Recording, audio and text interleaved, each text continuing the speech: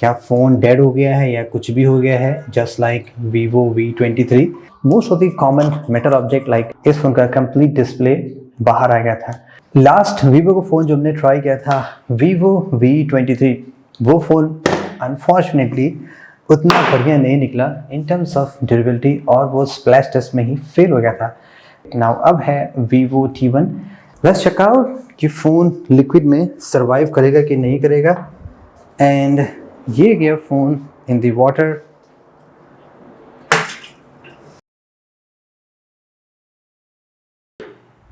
एक minute,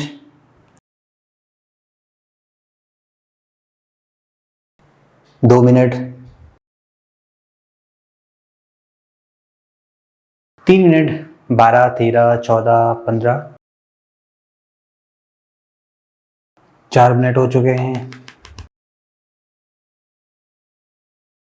5 minute भी होने वाले हैं और सेल्फी कैमरे का जो मैंने वीडियो बनाया था वो बंद हो गया है। नॉट श्योर रीज़न क्या है, क्या फ़ोन डेड हो गया है या कुछ भी हो गया है, just like Vivo V23। Let's find out guys कि क्या हुआ है इस फ़ोन के साथ। वेल, ये रहा फ़ोन। क्या फ़ोन के अंदर लिक्विड गया है कि नहीं गया है। सिम ट्रे परफेक्टली ड्राई है, बट स्टिल लिक्विड की कुछ ड्रॉप मुझे दिखाई पड़ रही हैं। मोस्ट लाइकली किसी और पोर्ट से जा सकता है, लाइक बटन के राउंड से या स्पीकर, हु नोज। ऑफिशियली इस फ़ोन में कोई भी स्प्लैश प्रोटेक्शन नहीं है, so everything is possible. Accidental water के कांटेक्ट में आने पे इस फ़ोन के साथ कोई भी डैमेज तो नहीं होना चाहिए। टाइम टू फाइंड आउट कि इस फ़ोन में कंस्ट्रक्शन एंड मटेरियल कैसा है। मोस्ट लाइकली यहाँ पे प्लास्टिक बेस्ड कंस्ट्रक्शन होना चाहिए, ये भी होपफुली प्लास्टिक होना चाहिए। प्लास्टिक फ्रेम है, उसके ऊपर पेंट जॉब है, बटन भी प्लास्टिक के बने हुए हैं, specially volume button. Fingerprint sensor क्या स्क्रैच करने के बाद वर्क करेगा।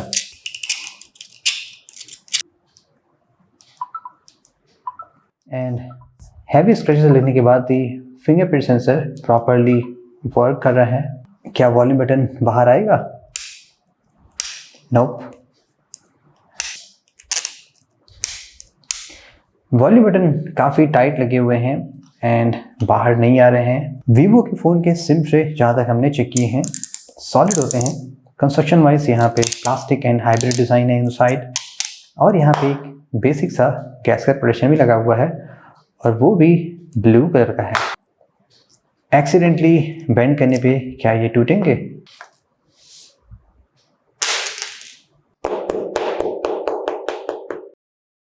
Let's check out the camera frame. First time मैं देख रहा हूँ कि कैमरा फ्रेम और मॉड्यूल में इटसेल्फ 5G लिखा हुआ है। 5G triple camera, wow awesome. Plastic का कैमरा फ्रेम है, उसके ऊपर एक stainless steel look like paint job है। ग्लास का फ्रेम दिया गया है जिसमें LED flash and third macro lens है। कैमरा लेंस के अराउंड इटसेल्फ प्लास्टिक का फ्रेम दिया गया है और उस पर भी स्टेनलेस स्टील पेंट जॉब है। About the ear piece grill, ये भी होपफुली प्लास्टिक की होनी चाहिए। यस, ये हार्ड प्लास्टिक के बने हुए हैं। Let's check out the display. Screen पे आपको एक प्री अप्लाइड स्क्रीन प्रोटेक्टर मिलेगा।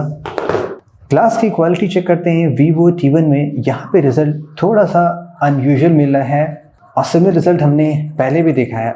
यहाँ पे अगर हम स्क्रैच का पैटर्न देखें तो लेवल 3 पे काफ़ी फाइन हेयरलाइन स्क्रैचेस हैं, लेकिन लेवल 4, 5, 6, 7 पे आप काफ़ी डीपर स्क्रैच देख पा रहे होंगे। एंड आई थिंक सिमिलर तरह का स्क्रैच पैटर्न हमने एक और फ़ोन में देखा था और वो फ़ोन था iQOO Z5। ये फ़ोन भी नियरली सेम फ़ोन है, सेम तरह का डिस्प्ले है, जस्ट नया प्रोसेसर है एंड थोड़ा सा कैमरे में चेंजेस किया गया है, बाकी सभी चीज़ें सेम है। यहाँ पे भी स्क्रैच के पैटर्न क्वाइट सिमिलर था। लेवल 4, 5, 6, 7 पे यहाँ पे स्क्रैचेस पड़ रहे थे और सेम तरह का रिजल्ट हमें यहाँ भी मिल रहा है। That means most of the common metal object like iron, stainless steel, निकल, प्लैटिनम, ये सभी आपके डिस्प्ले को स्क्रैच कर सकते हैं। Let's try stainless steel knife. तो जैसा कि आपने यहाँ पे देखा, हम स्टेनलेस स्टील नाइफ से भी यहाँ पे हैवी स्क्रैचेस बना पा रहे हैं। रियर पैनल में जो कैमरे का ग्लास है वहाँ पे ऐसा अनयूजुअल रिजल्ट नहीं है। यहाँ पे लेवल 6 पे ही माइनर स्क्रैचेस हैं और लेवल 7 पे स्क्रैचेस डीपर होते चले जा रहे हैं। तो इसे कहते हैं excellent cost compromise for the 5G processor. That means अगर आप इस फोन को विदाउट प्रोटेक्शन कैरी करते हैं तो कीज एंड कॉइन्स इटसेल्फ आपकी डिस्प्ले को स्क्रैच कर सकते हैं। वेल ये तो सिल्वर है, आई थिंक क्वीन विक्टोरिया है, ये तो स्क्रैच नहीं कर पाएगी, लेकिन अगर आप आजकल के कॉइन लेके टहलेंगे तो शायद आपकी डिस्प्ले पे आसानी से स्क्रैच पड़ सकता है। And about the back panel, यहाँ पे प्लास्टिक का बैक पैनल दिया गया है।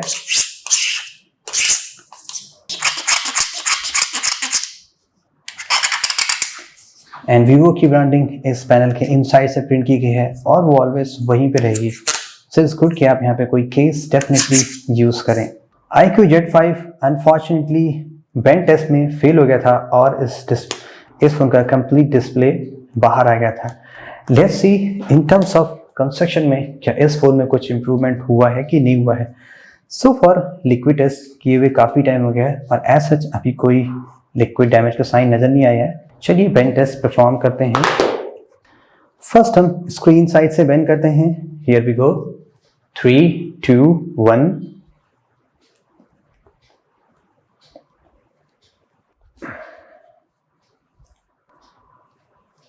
सो फॉर सीम्स गुड, फोन में माइनर सा फ्लैक्स आया है और कुछ खास मेजर डैमेज यहाँ पे नज़र नहीं आ रहा है। डिस्प्ले अभी भी परफेक्टली वर्किंग है, नो सच प्रॉब्लम। एक बार और ट्राई करते हैं एंड इट्स परफेक्टली ओके। कोई ऐसा प्रॉब्लम नज़र तो नहीं आ रही है।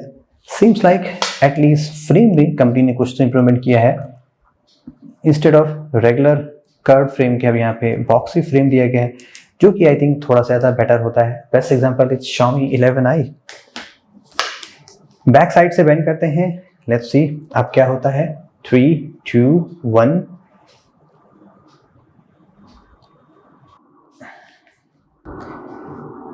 काफ़ी ज़्यादा फ्लेक्स करने के बाद भी एज सच कोई प्रॉब्लम नज़र नहीं आ रही है और फ़ोन परफेक्टली ओके है। कुछ कंप्रोमाइजेज हैं, स्पेशली बिग कंसर्न्स हैं डिस्प्ले में स्क्रैच के टर्म्स में लेके। अदर दैट फोन में कंस्ट्रक्शन गुड है, लिक्विड में भी ओके है एंड पेन में भी काफ़ी इंप्रूवमेंट हुआ है। Stay tune for the mega drop test episode 9 I believe. काफ़ी ज़्यादा फ़ोन हमने इकट्ठा कर दिए हैं। लेट्स फाइंड आउट कि 2022 में मोस्ट ड्यूरेबल स्मार्टफोन अभी तक कौन सा निकलेगा on the drop test. Thank you so much guys, this is Saurabh, have a great day.